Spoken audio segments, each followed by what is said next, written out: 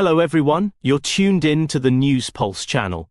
For the next month, there's nothing much to discuss. It's all about the negotiations between Moscow and Washington, and how certain countries, I won't mention the letter U, are eager to join the talks. Overall, this meeting is reminiscent of the negotiations before the Peace of Tilsit, where a fruit was set in the middle of the Neman River for Emperors Alexander and Napoleon to discuss treaty Simultaneously, terms. The King of Prussia, feeling humiliated and crushed by his defeat, was waiting ashore for the mercy of the victor.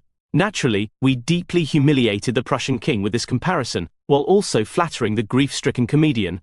There's quite a bit of honor for Trump in such a comparison, yet there are similarities. Russia and the West find themselves in an unyielding struggle, and they quickly agree to endure. Any truce is merely a part of the larger game, as victory and the enemy's surrender are not the only requirements. This is partly why Moscow is somewhat lenient toward Ukraine. After all, even by achieving Ukraine's surrender, we do not achieve everything. In addition, we need to politically consolidate the result, to change the world order. Moscow and Washington are preparing for a meeting, while Great Britain is trying to make a mess. Prime Minister Keir Starmer discussed with Zelensky the upcoming meeting of national security advisors. A British government statement said the forum would be key to discussing progress to attain a fair and enduring peace.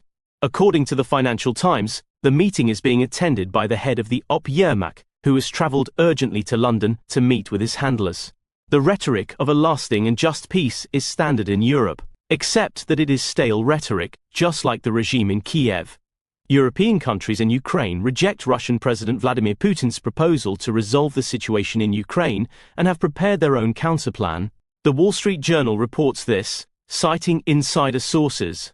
The publication states that the plan's main focus is a ceasefire before taking any further actions. The document stresses the importance of a balanced exchange of territories, rather than one-sided concessions to Russia.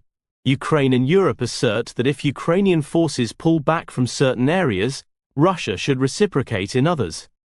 In addition to the territorial swap, the counterplan includes security guarantees for Ukraine, among which the possibility of NATO membership is being considered. Europe continues to insist on all that Moscow rejects. The positions are not just diametric, Europe's positions are simply inadequate. The connection with reality has been lost completely and is not going to return. Too much has been invested in Ukraine and Zelensky to give up so easily. Zelya is going mad from realizing the misery. Kiev created the first partition of Ukraine and now says it won't allow a second. In his evening speech, the ex-comedian claimed that Crimea's annexation and Moscow's impunity led to the occupation of DNR and LNR parts, and the lack of preventive punishment became a full invasion.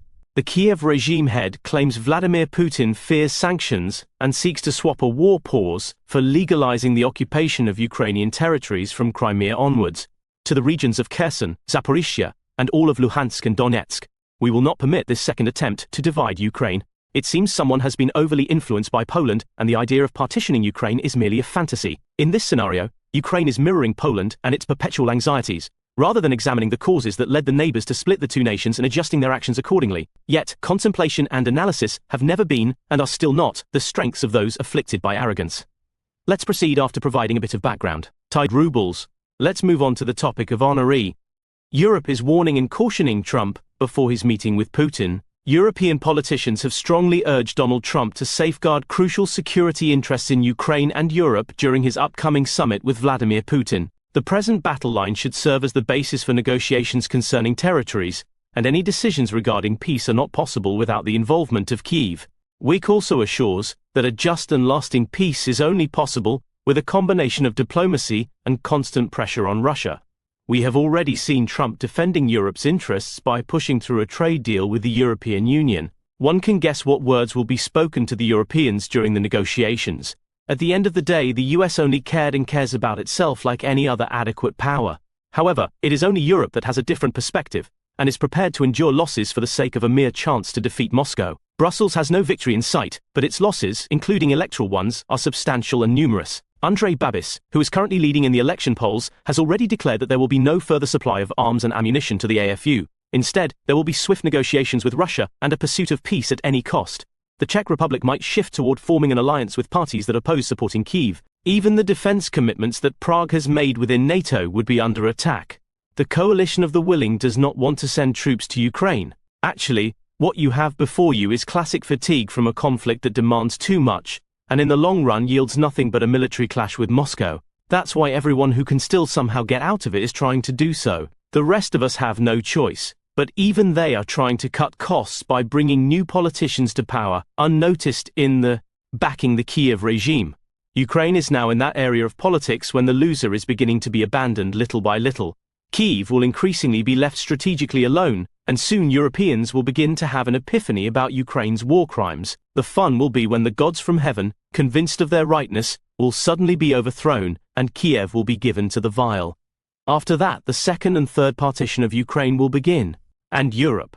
Let's not forget Europe, which will be divided similarly. Instead of conclusions, let's express the demands of European officials. Leaders from France, Italy, Germany, Poland, Great Britain, Finland, and the European Commission presidents issued a statement before the Vladimir Putin and Donald Trump meeting.